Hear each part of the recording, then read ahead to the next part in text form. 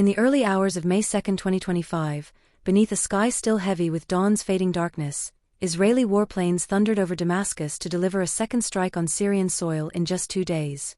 Prime Minister Benjamin Netanyahu, speaking shortly after the operation, reiterated Israel's commitment to shield the Druze minority from imminent threats, vowing that no force would be allowed to terrorize vulnerable communities south of the capital. This sudden burst of military activity followed a precision drone strike on April 30, when Israeli forces targeted an extremist cell allegedly preparing attacks on Druze villages in Sana'a as a warning operation. Officials described that first strike as a measured response, intended to deter further sectarian bloodshed without escalating into full-scale war. The decision to intervene came on the heels of brutal clashes that ignited after the circulation of a doctored audio clip falsely attributed to a Druze cleric, which inflamed tensions in the towns of Jeramana and Ashrafia Sana'a and drew in pro-government gunmen and local fighters alike. By the time the dust settled, at least 56 people lay dead and dozens more were wounded in gunfire exchanges that underscored the fragility of Syria's communal peace. Syrian state media later confirmed that the latest strike landed perilously close to the ornate facade of the People's Palace, a symbolic reminder of the regime's epicenter and the calculated message that Israel intended to send. Across the border in northern Israel, Druze demonstrators poured onto major highways, lighting flares and forming human barricades to demand that the government fulfill its pledge to their brethren in Syria. Some protesters even converged on the coastal town of Caesarea, encircling Netanyahu's residence with chants of solidarity and pleas for decisive action.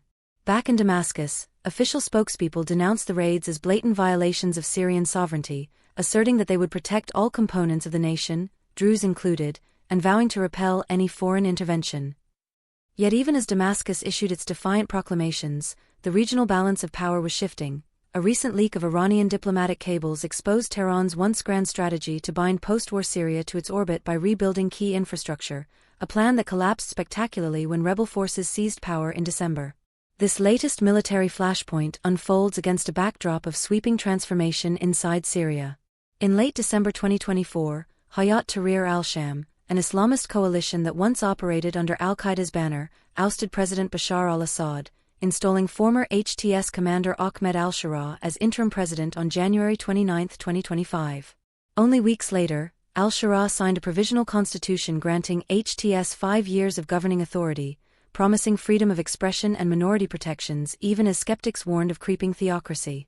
Diplomacy has not stood still. In late April, an Iraqi delegation sat down with President al-Sharaa in Damascus to discuss restoration of an oil pipeline to Mediterranean ports and ways to bolster trade and counter-terrorism cooperation, a sign that Damascus still courts ties beyond its borders despite the domestic turmoil.